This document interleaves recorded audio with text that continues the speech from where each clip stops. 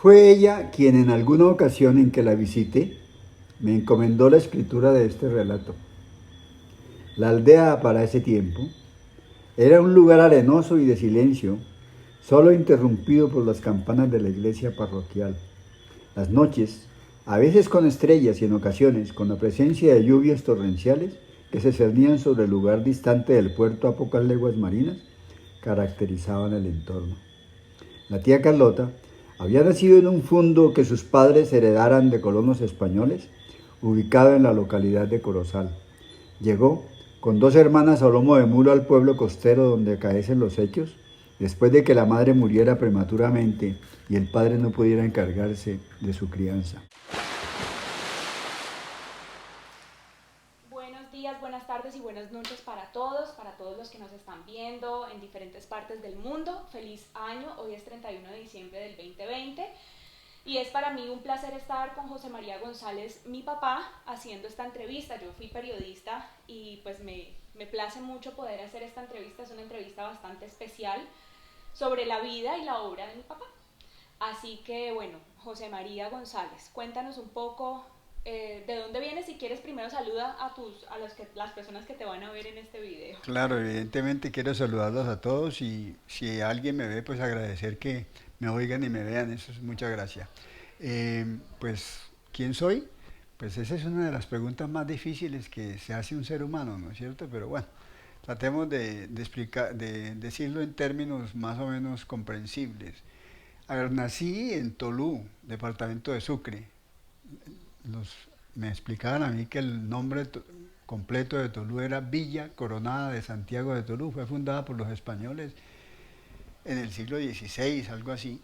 Y pues es una localidad situada frente al mar, en el Golfo del Morrosquillo, ahí frente al mar Caribe. Y entonces quiero insistir en algo. Para mí el mar ha sido un signo que me ha señalado todo lo que ha sido mi existencia. Si ustedes se atreven a leer algunas de mis obras, tanto poéticas como narrativas, van a encontrar el mar repetidamente y además con mucho énfasis porque el mar ha tenido una influencia total en mi existencia. Quizás, no sé, pienso que lo asumo, lo reúno más o menos con la idea del infinito, de lo que no termina, de lo que no tiene final. Cuando voy al mar, que me hace mucha falta ir, entre otras cosas, pues me quedo mucho rato mirando a lo lejos, como perdido y extasiado en ese azul y en esa infinitud. Bueno, nací allí, en 1940, me dicen, y yo viví muy poco tiempo en Tolú, viví creo que hasta los 4 años nada más. Y yo no sé cómo y por qué razón ha tenido tanta influencia a pesar de solamente haber vivido las incidencias y la historia y el acaecer de Tolú. Es que mis padres, a pesar de que nos trasladamos primero a Barranquilla y después al interior del país, nunca dejaron de pertenecer a Tolú. Es decir, ellos siempre rememoraban sus infancias y sus juventudes, rememoraban las personas que los rodearon y entonces nosotros también pues participamos de esas anécdotas, de esas historias y quedaron como muy metidas en nuestro espíritu. Por esa razón, a pesar de que no viví sino hasta los 5 años, puedo decirles que gran parte de lo que puedo narrar y de lo que puedo hablar tiene que ver mucho con Tolú. Es ¿Qué cierto. pasa, José María, cuando dejas el mar? ¿Cómo es ese nuevo comenzar en el momento en el que tú y toda tu familia dejan el mar? ¿Qué sucede ahí? A ver, recuerdo que conocí las montañas cuando iba en el avión que volaba pues de Barranquilla a Medellín.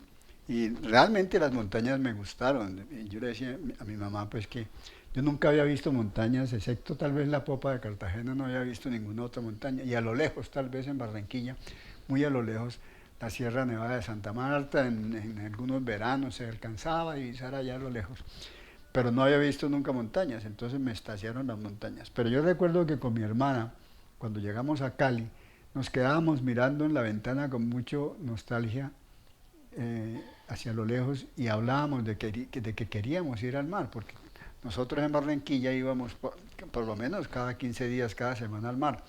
Entonces nos hacía una falta y toda la vida me ha hecho falta el mar. Ya llevo un año o algo así que no he ido y en este momento tengo la carencia, siento la carencia del mar. El mar me hace mucha falta.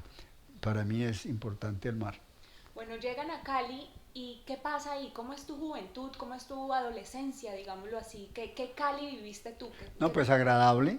Yo tuve desde el principio muy buenos amigos, muy bien recibido fui, recibido en el colegio Bergman de Cali y realmente conté con gente muy agradable, muy amable, tanto los profesores como los alumnos, los compañeros míos fueron muy agradables, tuve amigos, algunos todavía perduran, cada vez claro que el tiempo va teniendo dijéramos, sus etapas y van quedando atrás algunas cosas, entonces ya algunos amigos se perdieron en el tiempo, algunos ya no viven en el país, muchos han fallecido, muchos han muerto, entonces ya no están presentes con nosotros físicamente, pero quedan completamente grabados en el recuerdo y de alguna manera presentes. Ok, ¿qué sucede cuando tú te gradúas del colegio? Cuando me gradué del colegio, fuera de que me tomé unos tragos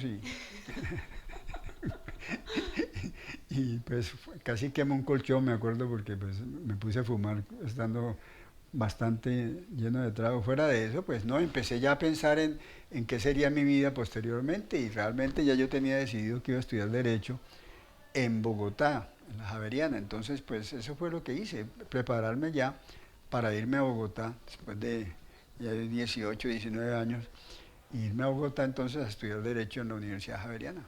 Eso fue, sí. Allí estudié un año de Derecho. ¿Y qué pasa después de ese año de derecho? Después de ese año de Derecho se me ocurrió algo supremamente importante en mi vida, pero que no en ese momento qué tan importante era. Y fue romper con la vida que llevaba e ingresar a la vida religiosa de la Compañía de Jesús en, aquí en Colombia. Entonces ingresé al noviciado de los jesuitas y estuve allí en el noviciado 2 años y después 2 años más en el juniorado de Santa Rosa, donde pues empecé a estudiar humanidades, literatura, griego, latín, etcétera. Y después estudié filosofía, una filosofía tal vez muy influida en ese tiempo me parece que por Heidegger más que por todo, un neotomismo, pero muy moderado ya hacia las tendencias heideggerianas, todo esto de la unicidad del ser, etcétera, pues vinieron a mí. Y ahí estuve en la vida religiosa hasta 9 años. La vida religiosa fue, decir, es ambivalente, porque pues yo realmente, si ustedes ven una parte del libro que tengo yo entre otras cosas aquí en mis manos, que se llama Agosto, donde yo más o menos narro lo que ha sido mi vida, hay un sector que se llama monasterio. No es precisamente literariamente lo mejor que yo he escrito, es mi concepto crítico, pero sí encierra mucho de lo que yo viví en la vida religiosa y puede ser interesante más bien que desde el punto de vista literario, desde el punto de vista psicológico, porque es bien importante lo que allí viví. Cuando sales de la compañía, ¿en qué año sales y a qué sales? ¿Cómo era el mundo en ese No, momento? salí de la compañía, a ver, el último año de la compañía, la misma compañía me brindó un segundo año de derecho. Yo había hecho un primer año de derecho fuera de la compañía y ya en la compañía me brindaron un segundo año de derecho, pero hasta allí llegué. Quizá el volver a repetir o dijéramos, a rescatar lo que había dejado 8 años antes, pues me hizo entender que el camino que había escogido era un camino equivocado. Entonces, por esa razón, y bueno, y por muchas más, es decir, eso ya es un asunto complejo de explicar ahora, pues me retiré de la compañía. Y entonces fui a continuar, como ya había hecho 2 años de Derecho, pues fui a estudiar el tercer año de Derecho, me recibieron afortunadamente en el Externado de Colombia, y ahí concluí toda mi carrera. Esos 4 años que viví en el externado fueron muy agradables para mí, porque en cierta manera rescaté lo que había, pues si cabe la expresión, había perdido en los años de vida religiosa.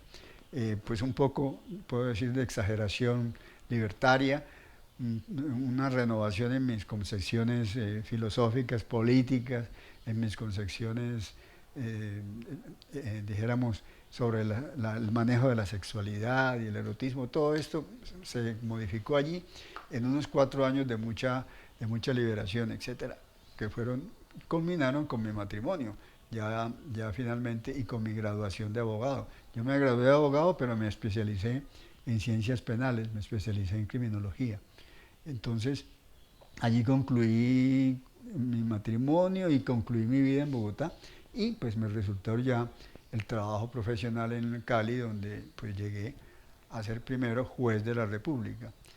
Sí, les cuento esto, yo no escribía casi nada en ese tiempo desde el punto de vista literario, pues me dediqué muy profundamente a estudiar filosofía y a estudiar derecho, y después pues muy dedicado a producir algo económicamente porque tenía la necesidad de producir durante todos esos años, primero como juez, después, después como funcionario público y después como litigante. Pues nacieron mis dos hijas y entonces pues ya era obligante pues trabajar mucho por todo esto. Entonces vine a rescatar mi vena literaria, es decir, mi vocación literaria, que entre otras cosas desde el bachillerato existía esa tendencia, y allá, ya después un poco en el reposo, un poco después de que ya no tuve que trabajar más, y ahora un poco tardíamente, pues yo puedo decir que soy un escritor tardío, pero pues con un deseo de escribir desde niño, y entonces pues ya me he dedicado un poco más a la literatura y he escrito pues algunas cosas. Yo tenía apuntes de todas maneras en los viajes que había hecho, apuntaba cosas, y escribía poquito, un poco, iba juntando algunas cosas, y ya después, ya con la jubilación, sí empecé como quien dice, a compilar los datos que tenía, y empezaron entonces empecé a producir entonces ya algo como más estructurado, por así decirlo. Entonces, después de toda esta etapa laboral, te pensionas, y cómo llega la creación de Agosto y la creación de Brujos en mi aldea. Bueno, eh, Agosto, pues es un libro totalmente autobiográfico. Lo que hice fue recopilar todos los poemas que había escrito durante mucho tiempo, inclusive hay algunos que estructuré en el bachillerato. Pues ustedes entenderán que mi formación literaria en el bachillerato todavía era muy sólida, no era muy sólida, y por esa razón, quizá desde el punto de vista técnico, por así decirlo, pues tiene fallas. Sin embargo, para mí son los quiero mucho porque, pues es decir, reflejan todo lo que fue el principio de mi existencia. Sí, ahí, es decir, este libro Agosto tiene diversas partes. Una primera parte que es Caribe, donde yo narro pues todo lo que es, no tanto mi infancia porque yo no viví esto, pero sí lo que oí de mis padres y de mis tíos y de mis tías, es decir, todo lo que es, y la gran nostalgia de la aldea y del mar y todo esto. Después ya empiezo a hablar del momento en que nos trasladamos de la costa Caribe al interior, y entonces ya hay una parte del libro que se llama Puentes. ¿Por qué puentes? Porque realmente lo que más me impresionó de Cali fueron sus puentes sobre el río Cali, realmente. Entonces allí ya empiezo a hablar de lo que fue esa etapa mía en el colegio, y también empiezo a hablar un poco de lo que es la llegada del asunto erótico, del asunto pues del amor, entonces allí pues en la adolescencia, ¿no? Y entonces todo eso está ahí resumido.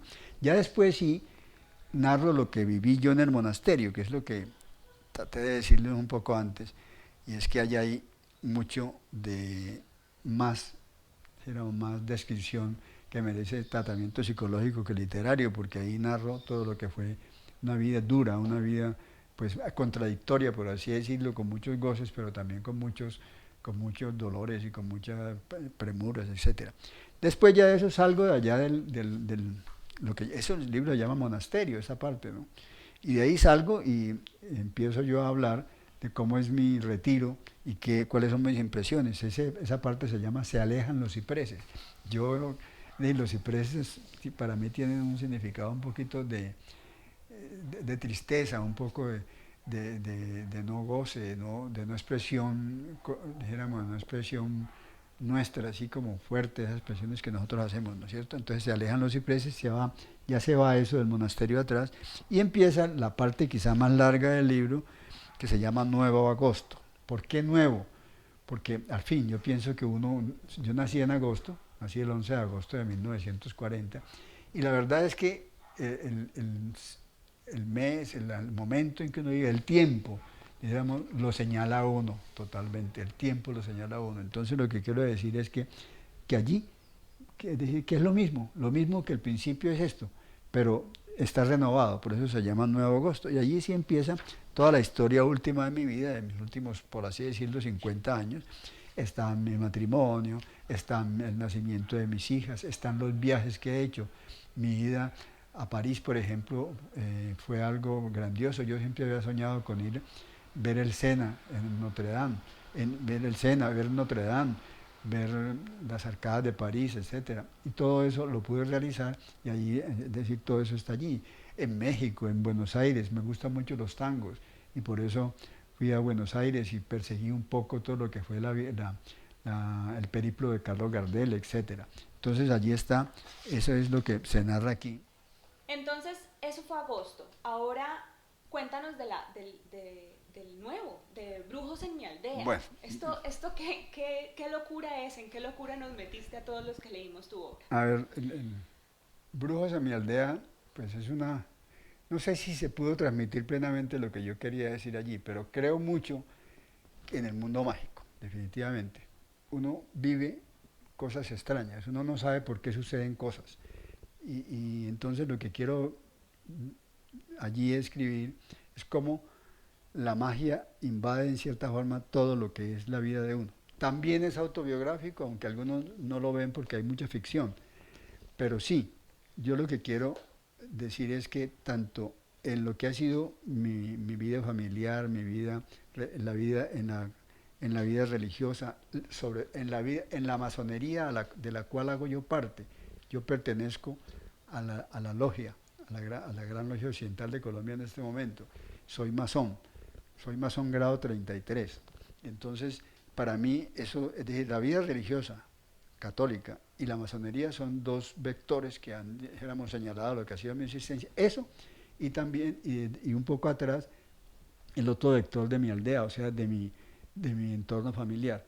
En todos esos tres entornos, en el entorno familiar, en el entorno religioso y en el entorno masónico, que estoy tratando de escribir allí, que la magia funciona, la magia negra que llaman brujería o la magia blanca.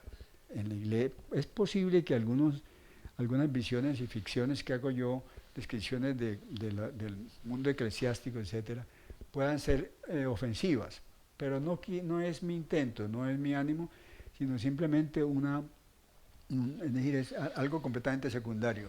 Lo que quiero demostrar es que detrás de todo esto sí hay un mundo, un submundo que no se alcanza a ver normalmente con los ojos, dijéramos, de la razón, sino que funcionan de otra manera. Entonces, por esa razón se llama Brujos en mi aldea. Brujos en mi aldea. Mi aldea además tiene un significado un poquito más amplio. Mi aldea soy yo mismo, finalmente. Mi aldea soy yo mismo. Es decir, es lo que han sido la magia en mi vida familiar, en la vida religiosa, católica, en la vida masónica, etcétera, como en todo eso está rodeado de una cantidad se funciona una cantidad de símbolos, de signos, etcétera, que son mágicos definitivamente. ¿Quién va a negar, por ejemplo, que la iglesia al usar báculos, por ejemplo, o al darle tanta fuerza al agua para el bautismo, o a la luz y todo, y a las velas y todo esto, no está de alguna manera acudiendo a ciertos elementos mágicos que también son empleados por otros magos diferentes, no para el bien, sino para el mal. Bueno, en fin, de eso trata ese libro, o intenté que tratara ese libro que se llama Brujos en mi aldea, que es este que tengo aquí en mis manos. Esta es cortica. ¿Por qué necesitamos todos leer Brujos en mi aldea? Bueno, para entender un poco más, me parece a mí que para entender un poco más que la existencia humana está rodeada de un submundo que no es el racional solamente. Hay un mundo que no es el racional, que funciona definitivamente en todas nuestras iniciativas, en todas nuestras circunstancias, que no dependen de nosotros, sino que están en cierta manera determinadas por algo que no se sabe quién es, que yo no me atrevo a definir nada, pero sé que hay algo que no depende de uno, sino que lo va llevando a uno de un lado para otro sin saber uno por qué, ¿no? Una para resumir todo este tema. ¿Prosa o poesía? A ver, no, es decir, la narrativa intento que sea prosa, Lo que sí es que me acuerdo que alguna vez alguien que leyó el primer libro que leyó Augusto me dijo, mira, si vas a escribir narrativa, tu fuerte de todas maneras es la poesía. Trata de que tu prosa de alguna manera tenga algo de poesía. Y entonces yo intenté, de alguna manera, no sé si lo logré, pero intenté de todas maneras en Brujos en mi aldea, pues dijéramos, hacer descripciones, hacer narraciones un poco sobre la base de la ficción poética, que me parece a mí muy importante y además de eso, algo que yo quiero mucho. Bien, vamos entonces a ir concluyendo con unas preguntas que para hacerte pensar bastante, o sea, que trata de ponerte como en modo abstracto. Si tu corazón hablara hoy, ¿qué te diría? Si mi corazón hablara, bueno, mi corazón se mantiene hablando, ¿no? Se mantiene hablando. Pues mi corazón me diría que lo más importante de existir es amar y ser amado. Si uno logra esos dos, algo hasta muy simple por cierto, si uno logra en la vida esos dos ítems, que a uno lo quieran y uno querer, con eso está todo hecho, definitivamente. Si tu memoria hablara hoy, ¿qué recuerdo nos contaría? Muchos recuerdos y muy agradables, la mayoría de recuerdos. Siempre trato de borrar de mi mente los recuerdos desagradables. Incluso los desagradables le busco de alguna manera como algún sentido agradable. Pero a ver, yo tengo muy buenos recuerdos de mi familia, de mis padres, de mis hermanos. Fuimos 8 hermanos y vivimos en un clima de una paz impresionante, es decir, de un amor. Todos nos queríamos muchísimo y después en la compañía de Jesús, es decir, los mejores amigos que yo tengo son jesuitas y exjesuitas. Son personas, nos queremos como hermanos. Eso para mí, esos recuerdos no los puedo borrar de mi mente. Y después amigos por montones. Para mí la amistad, el La recuerdo, hermandad. la hermandad es para mí muy importante, sí. Okay. Si pudieras hablar con el niño del mar de Tolú que jugaba en la arena, ¿qué le dirías hoy? No, pues le agradecería, dijéramos todo lo que viví. No, yo como niño agradecería lo que vivió. Vivir. Yo recuerdo, ¿saben qué recuerdo yo mucho? La arena de Tolú, mojada por la lluvia. Era un olor muy agradable ese aroma que despedía ese aroma cuando la lluvia mojaba. Recién ya caía la lluvia, empezaba un aroma tan agradable que no he podido nunca olvidar, lo recuerdo mucho. Y me trae, no sé, me trae como una complacencia, como un goce extraordinario. Bueno, entonces ahí vamos a dejar la entrevista. Vamos a ver cuándo la podemos publicar. Esperamos que sea muy pronto. Muchísimas gracias. Nos quedan millones de preguntas y millones de respuestas pues por dar, pero podremos hacer otras más. Así Bueno, un que saludo para todos y encártense ahí leyendo mis obritas. Yo creo que vale la pena que pierdan tiempo un poquito con eso. Bueno, no pierdan, no. Estoy seguro que van a ganar tiempo. Muy amables. muy bien, muchas gracias.